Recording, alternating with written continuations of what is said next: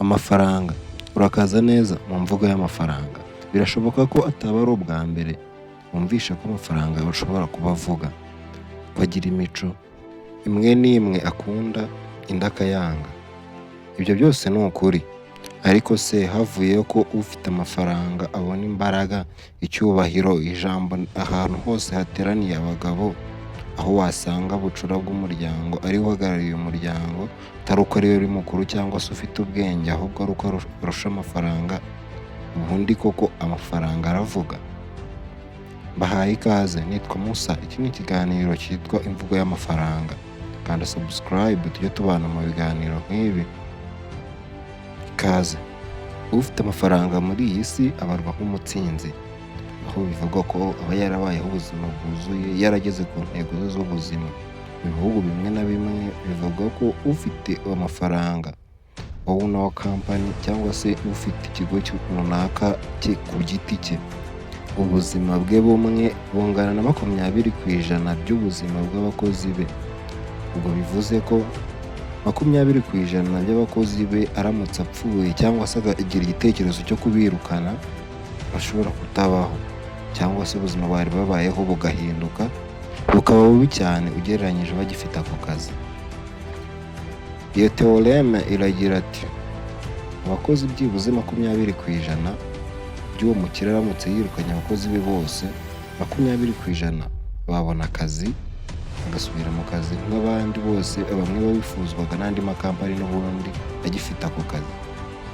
10% bava muri ibyo ngibyo bakajya mu bindi, bakajya gushaka indi mirimo bakora. 70% gasigaye, byibuze 50 muri ko bashobora guhindura akazi cyangwa se bagasubira munsi y'aho bari bari, bagasubira hasi, gutangira hasi kubera ibura ry'akazi riri ku isi. Mu bihugu nk'Ubuyapani ho bivuga ko nako 70% kose ushobora kurangira bavuye mu cyiciro cy'ubukungu babarizwagamo bakajya mu kindi. Kandi muri iyo 70%, 20% muri bo bajya munsi y'akarongo gatukura. Mu gihugu cy'Ubuyapani ibyo ni ibintu bibaho cyane bitewe n'iterambere n'ikoreshwa ry'amarobo n'ibindi. Iyo ubuze akazi uba uhombye ibintu birenze ubuzima. Mu bizera mu bijyanye n'iby'umwuka cyangwa se ibizwi nk'igice kiri hejuru ya kamere, abacyemereramo cyangwa se batekereza ko ari cyo, bemera ko amafaranga agira roho, kandi buri kimwe cyose kigira roho kigira ubuzima. Icyo cyose kigira ubuzima kigira uburyo kivugamo. Gishobora kuba kitavuga ngo buri wese yumve, ariko kiba kivuga. Ndetse nk'uko mubizi, buri cyose kigira roho kigira uko kivugana n'Imana.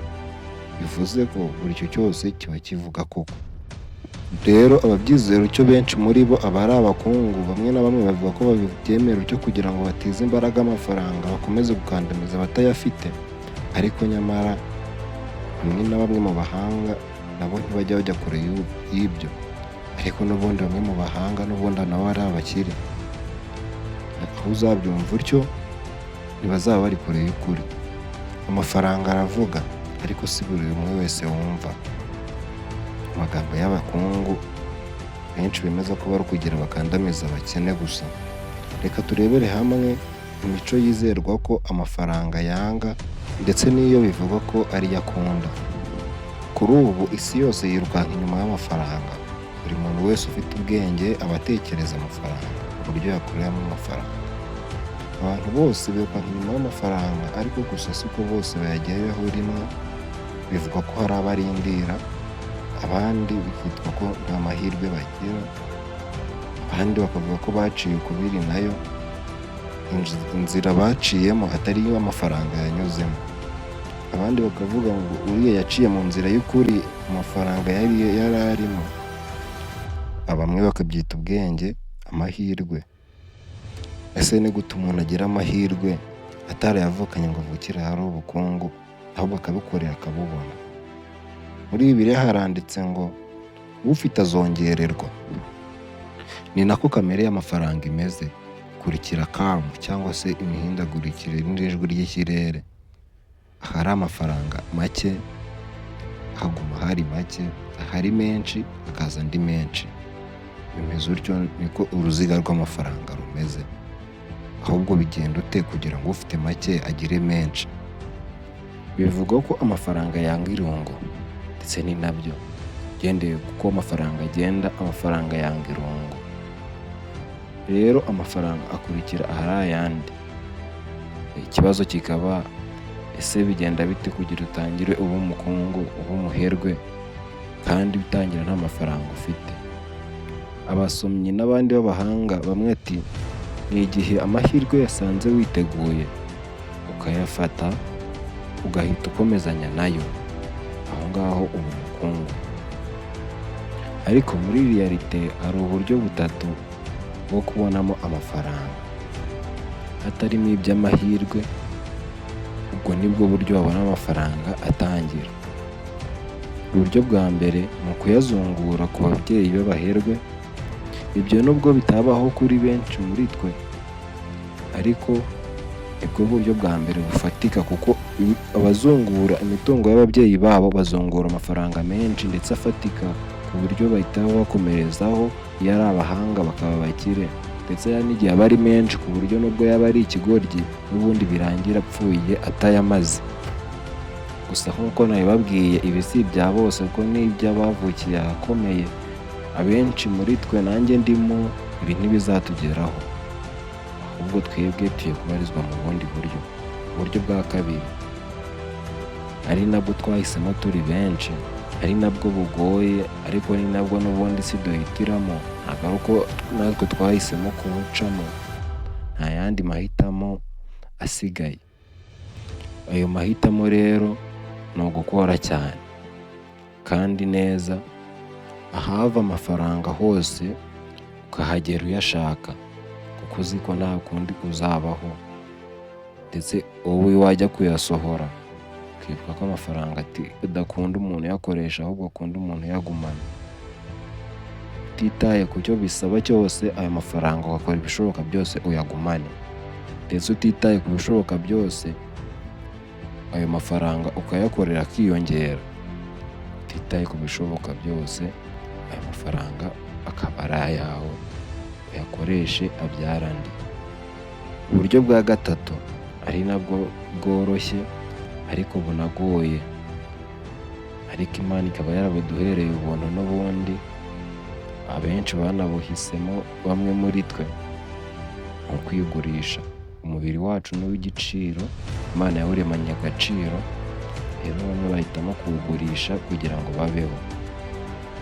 Nubwo bamwe muri iyi generasiyo turimo batabihitamo kugira ngo babeho, ahubwo ari ukugira ngo bakire vuba, abakobwa bagahitamo kuba indaya, kujya baryamana n'abakire, ndetse cyangwa bagahitamo kuba abatinganyi kugira ngo babone kuri aya mafaranga ava ibuzungu. Abasore nabo bagahitamo kuba abatinganyi cyangwa se abapfubuzi. Kuri ubwo buryo ubwo babonamo amafaranga, kandi bavuga ko aho ngaho byihuta kurusha kugenda ukorera rimwe rimwe, ibuye ku rindi, itafari ku rindi rijya aho urireba. Aho ukunzwe n'umwe mu byo mukorana, ibyo ahita aguhindurira ubuzima. Ubwo buryo butatu wahitamo ubwo ushaka, ndetse bukunogeye, bugukundiye, ukunze kurusha ubundi. Nubwo bwa mbere bwo atari ubwa twese, ari ubwa bamwe gusa babugivukiyemo. Undi muco mu mico amafaranga akunda, amafaranga akunda uyakorera, akanga uyakoresha. Mu gihe bamwe na bamwe banezezwa no gukoresha amafaranga bayasipendinga uko biboneye, ibyo nabyo amafaranga arabyanga. Rero abakire bo bahisemo ko mu gihe ari gukoresha amafaranga, amakinga shuwa ko ayo mafaranga aho agiye hari buva andi. Amafaranga bayabyaza andi, amafaranga ntabwo bayakoresha gahato. Amafaranga ntabwo abereyeho gusipendingwa, ahubwo abereyeho gushorwa akazana andi. Iyo ni imyumvire y'abakire n'abahisemo iterambere kurusha ibyishimo. Amafaranga yanga urusaku, uzayibona ko bihita byikora. Uwakize wese wabonye amafaranga tutari udufaranga dukeya, bimeze nk'aho byikora, ahita atangira gutuza, keretse iyo atunzwe no kuvuga, ndetse n'iyo atunzwe no kuvuga n'ubundi usanga nyuma y'akazi atakivuga nka mbere ataraba umukungu. Nta mukungu usakuza. Iryo ni itegeko ry'amafaranga. Amafaranga akunda abo bakunda kuyagumana, akanga abo ngabo bayarekura byoroshye. Niyo mpamvu abakire benshi baba ari ingona. Abakire benshi baba barekura. Abari mu nzira ry'abukire bose aba ari abagugu, kuko bazi ko amafaranga akunda abo ngabo bayagumana. Mu nzira y'ubukire nta gusohora bibamo, sohora gusa iyo hari bwinjire. Niyo mpamvu abakire benshi bo wagira mu mufuka wabo habamo ingona, baba batajya barekura. Ariko cyane cyane abo ngabo bakiri mu nzira y'ubukire, abo ngabo bataremerwa nk'abakire, baba bazi ko icyo ari cyo cyose bakora gisohora amafaranga kiba kiri kuyakwangisha. Amafaranga hari umuco agira umeze nk'uw'Imana. Amafaranga akunda abo ngabo bumva ko amafaranga atanga imbaraga. Amafaranga akanga abo ngabo bumva ko ari abanyembaraga ku giti cyabo. Niyo mpamvu uzabona abanyebusinessman ari abakire kurusha abanyepolitike. Nzabisobanura muri video neza ivuga ku by'imbaraga nyakuri, isobanura imbaraga 3 ziri mu isi zemewe, arizo abanyepolitike, imbaraga bahabwa n'ubuyobozi, abanyebusinessman imbaraga bahabwa n'amafaranga, ndetse n'izindi mbaraga zimwe zisigaye. Muzabe muhari mwumva icyo kiganiro. Kuri iyi ngingo, roho y'amafaranga yifata nk'Imana mu isi, arica agakiza. Kandi hari ababyemera gutyo ko muri iyi si y'ubu amafaranga ariyo Mana isigaye. Kandi kuko ntago bari kure cyane y'ukuri, kuko buri umwe wese muri ino myaka turimo yirukanka inyuma y'amafaranga kurusha abirukanka inyuma y'agakiza. Ikintu gitangaje ku mafaranga ni uko yirukanka ahunga abo ngabo bayafitiye inyota yo kuyatunga, ahubwo akirukanka asanga abo ngabo biteguye kuyabyaza andi, abo ngabo biteguye kuyakoresha kugira ngo uzuze imifuka yawe. Niyo mpamvu uzabona umunyepolitiki wakoze ku mafaranga atajya asubizayo akaboko, bikajya gahinika kugeza apfuye. Ikintu gitangaje ku mafaranga gitandukanye n'ibyo batubwira, abatunzi benshi ntibizerera muri savings. Yego byumvishe neza, ntabwo wibeshye, ntabwo wizera muri saving.